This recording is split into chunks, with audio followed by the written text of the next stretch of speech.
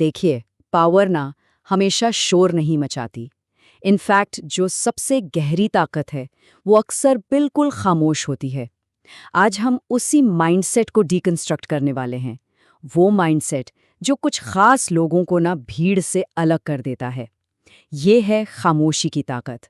ये है sigma mindset programme. ये जो बात लिखी है ना, ये सिर्फ कहने की बात नहीं है। ये एक डायग्नोस्टिक टूल है, एक आईना है। सिग्मा माइंडसेट की असल पहचान चीखने चिल्लाने में नहीं है, बल्कि एक शांत, कंट्रोल्ड पावर में है।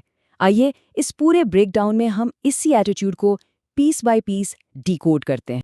और हाँ, एक बात बिल्कुल साफ कर दें, ये कोई 2 दिन का मोटिवेशनल जोश नहीं है जो आज है कल नहीं। यहाँ बात हो रही है थॉट प्रोसेस को, जहन के ऑपरेटिंग सिस्टम को बिल्कुल फंडामेंटल लेवल पर रीप्रोग्राम करने की। तो चलिए शुरू करते हैं इस प्रोग्रामिंग का पहला मॉड्यूल। देखिए, इस माइंडसेट को बिल्ड करना सीखने से पहले ना ये समझना बहुत ज़रूरी है कि ये असल में है क्या, और शायद इससे भी ज़रूरी कि ये क्या नहीं है, क्योंकि इसको लेकर बहुत बहुत मिसकंसेप्शंस है। अब ये जो फ़र्क है ना, इसको समझना बहुत ज़रूरी है। एक तरफ है एरोगेंस, गुरूर, जिसे लोग अक्सर पावर समझ बैठते हैं, लेकिन वो सिग्मा माइंडसेट बिल्कुल नहीं है। दूसरी तरफ है असल चीज़, एक इतनी गहरी सेल्फ रिस्पेक्ट, एक ऐसी खुद एहतरामी कि ईगो मास्टर नहीं बल्कि गुलाम बन जाता है। तो ठीक है, अब हमने इस माइंडसेट को डिफाइन तो कर लिया है। आइए अब इसके पहले कोर प्रिंसिपल को देखते हैं। ये उस पावर के बारे में है जो मिलती है जब जब कोई इंसान बार बार खुद को जस्टिफाई करने की ज़रूरत को रिजेक्ट कर देता है। ज़रा इसकी साइकोलॉजी समझें। देखें, बार बार सफाइयाँ देना ना, ये इनसिक्योरिटी की निशानी है। ये अंदर ही अंदर वैलिडेशन के लिए एक अपील होती है। इसके बिल्कुल ऑपोजिट सिग्मा खामोश रहता है। जिस लम्हे एक्सप्लेनेशंस देना बंद कर दी जाती हैं, वहाँ एक पावर वैक्यूम बन जाता है और लोग उस खाली जगह को ऑटोमेटिकली वैल्यू और ताकत से भर देते हैं। और यही इसका बुनियादी रूल बन जाता है। उन लोगों से अप्रूवल लेना बंद कर दें जो गलत समझने पर तुले हुए हैं।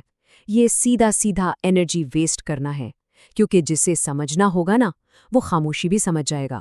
तो हमने ये तो समझ लिया कि खुद को एक्सप्लेन ना करने में क्या पावर है। अब इसका अगला लॉजिकल स्टेप क्या है? वो है बाहर से आने वाले ट्रिगर्स पर अपने रिएक्शंस को मास्टर करना। क्योंकि जब कोई खामोश होता है, लोग उसे प्रोवोक ज़रूर करते हैं। असली एटीट्यूड इसी टेस्ट को पास करने का नाम है। ज़रा एक सिनेरियो इमेजिन करें, किसी ने बेइज्जती की और रिस्पॉन्स क्या है? कुछ भी नहीं, बिल्कुल खामोशी। लोग अटेंशन देना बंद कर देते हैं और कोई फर्क नहीं पड़ता, बिल्कुल शांत। जब रिएक्ट करने से इनकार कर दिया जाता है ना, तो सामने वाले की पावर उससे छीन जाती है। वो अपने ही बिहेवियर पर सवाल उठाने पर मजबूर हो जाता है और पावर का बैलेंस फौरन शिफ्ट हो जाता है। जब रिएक्शंस मास्टर हो जाते हैं, तब तीसरा प्रिंसिपल अनलॉक होता है, और ये शायद सबसे ज़्यादा लिबरेटिंग फील है। वो पावर जो सच्ची आज़ादी से आती है, अकेले चलने की हिम्मत से। देखिए, सिग्मा माइंडसेट को अपनी वैल्यू प्रूव करने के लिए भीड़ नहीं चाहिए। उसे वैलिडेशन या सपोर्ट के लिए लोगों की ज़रूरत है ही नहीं।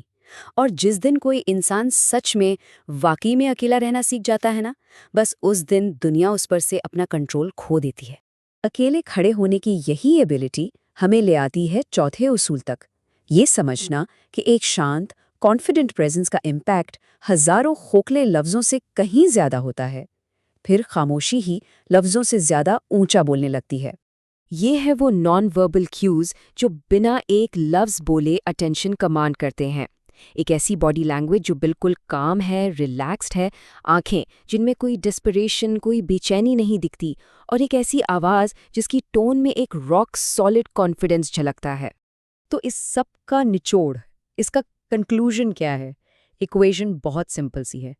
एक तरफ है शोर मचाता हुआ, अटेंशन मांगता हुआ ईगो, जो एक कमज़ोर जहन की निशानी है, और दूसरी तरफ है साइलेंट कॉन्फिडेंस, जो एक सिग्मा माइंडसेट की पहचान है। और अब हम बढ़ रहे हैं सिग्मा माइंडसेट की आखिरी मंजिल की तरफ। ये है अल्टीमेट गोल, एक ऐसी पावर स्टेट जिसे बहुत ही कम लोग हैंडल कर पाते हैं। इसे कहते हैं अनटचेबल ईगो का लेवल। तो सवाल ये उठता है कि वो कौन सा लेवल है जो सबसे ज़्यादा डेंजरस और सबसे ज़्यादा पावरफुल है? एक ऐसी स्टेज जहाँ किसी का वजूद, किसी की ओपिनियन का मोहताज नहीं रहता। ये है वो फाइनल लेवल। इसके 2 पार्ट्स हैं। नंबर 1, तारीफ हवा में नहीं उड़ा सकती, और नंबर 2, बेइज्जती ज़मीन पर नहीं गिरा सकती। ये है कंप्लीट टोटल इमोशनल फ्रीडम की स्टेट।